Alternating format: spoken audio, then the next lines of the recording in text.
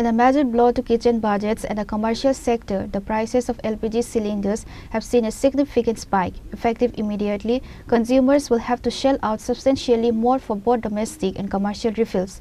Prices have jumped by ₹60 per cylinder. The price revision reflects a sharp upward trend impacting two major categories.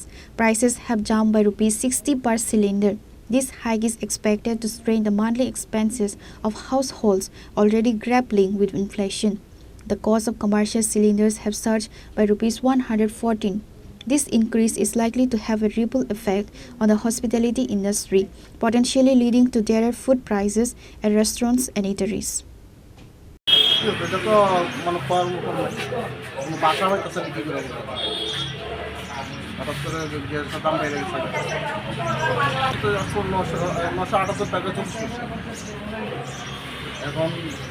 কোথা 1040 টাকা বললাম প্রায় 5 টাকা কত পার্সেন্ট জনসাধারণত